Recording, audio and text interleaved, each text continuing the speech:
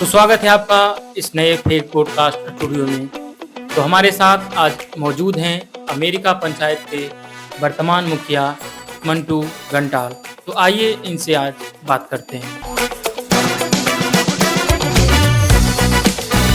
वह मुखिया जो 20-20 मुखिया कैंडिडेट को चुनाव में हराकर मुखिया बना है, उसका इतना छोटा सा परिचय और आपने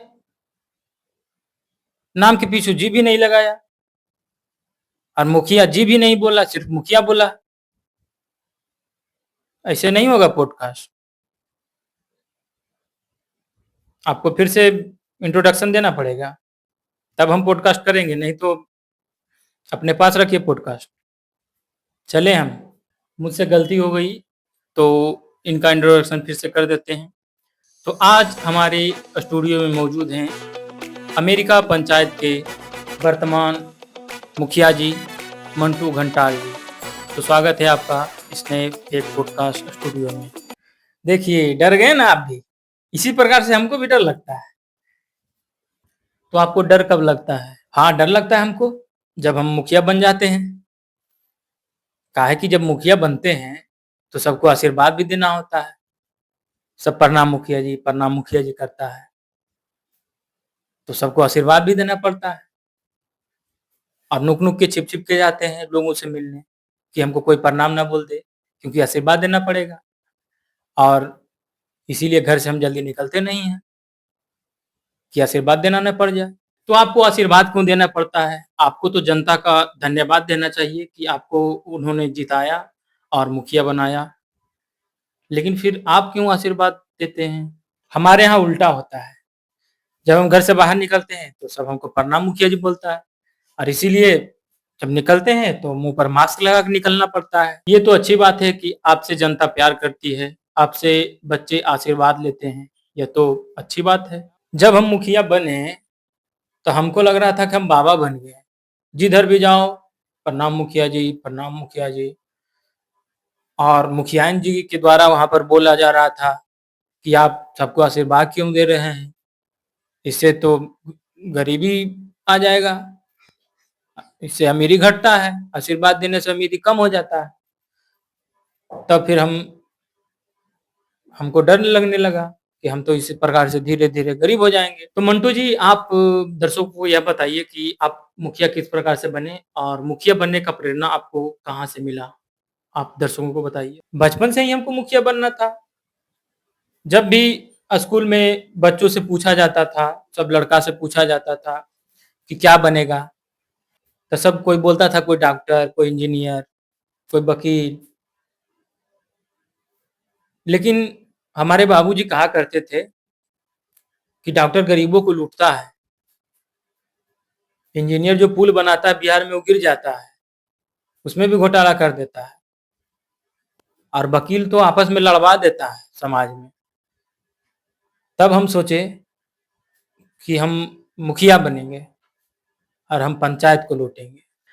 तो आप पंचायत को लूटने के लिए मुखिया बने? आप क्या कहना चाहते हैं? आप इसको स्पष्ट करें। अरे नहीं, हम तो ईमानदारी से बोल दिए। देश में एक भी नेता बताइए जो ईमानदारी से बोल दे कि हम जनता को लूटते हैं। कोई नहीं बोलेगा, सब चोर है। और जब हम सही सही बोल दिए, ईमानदारी से बोल दिए, तो आपको खराब लग गया, बुरा लग गया। अरे आपको तो हमको सैल्यूट करना चाहिए कि चलो एक तो नेता मिला देश में जो सच बोलता है, लेकिन उसमें भी आपको खराब लग गया। तो आप यह बताइए कि आपके पंचायत का नाम अमेरिका कैसे पड़ा? नाम से तो लग रहा है कि आपका पंचायत जो है बिहार में सबसे विकसित पंचायत है, लेकिन यहाँ पर ना सही सड़क है और ना सही नाली है। तो आप इसके बारे में बताइए कि आपका पंचायत का नाम अमेरिका कैसे पड़ा? देखिए, चुनाव के समय हम सभी को वादा किए थे कि गांव में नली और गली जो है उसको हम अमेरिका से भी बेहतर बनाएंगे।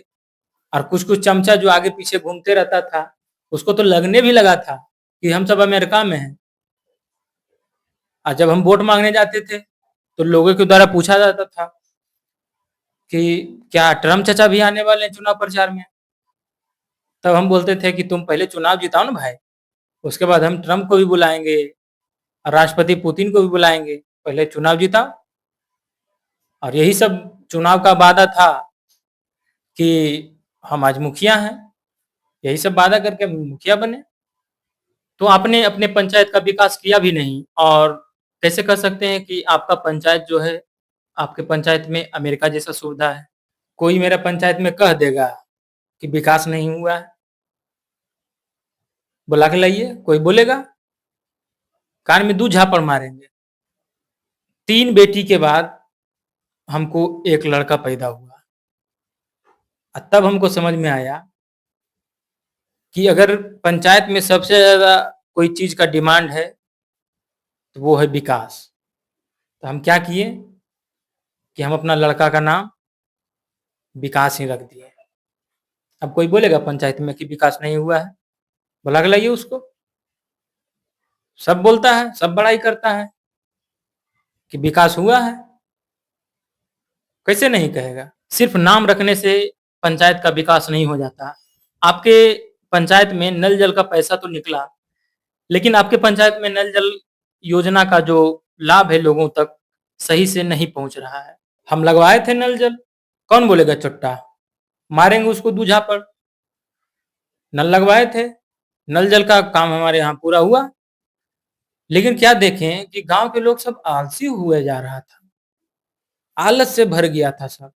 गांव में एक कुआं था, वह धीरे धीरे सूख रहा था और सब मजा में नल का पानी पी रहा था। कि बोलिए, जो हमारे पूर्वज बरसों तक बचा के रखे उस कुएं को सब सुखाने पर तुला। तब क्या किए कि मोटर को बाहर निकाले, उसको बेच दिए। मोटर को बेच के ऑर्केस्ट्रा का नाच करवा दिए फील्ड में बुला के। सब पंचायत का आदमी आया देखने के लिए, सब खुश हुआ। अब पीता है कुआं वाला पानी। आप ऐसी बेहुदा वाला काम करते हैं अपने पंचायत में, तो आपको पंचायत के लोगों के द्वारा विरोध का सामना नहीं करना पड़ता होगा। कौन हमारा विरोध करेगा? बुलाइए उसको सामने, गाड़े में गोली मार देंगे। कितना औकात है जनता का? 500 से ज्यादा नहीं है। कौन बोलेगा? मतलब आपको कहना है कि 500 रुपये में चुनाव के समय जनता बिक जाती है? हाँ, अगर आप कहेंगे तो हम जुड़ा देंगे कि कितना खर्चा होता है एक वोट खरीदने में, एक आदमी को कितना रुपया देना पड़ता है चुनाव के समय वोट दिलवाने के लिए।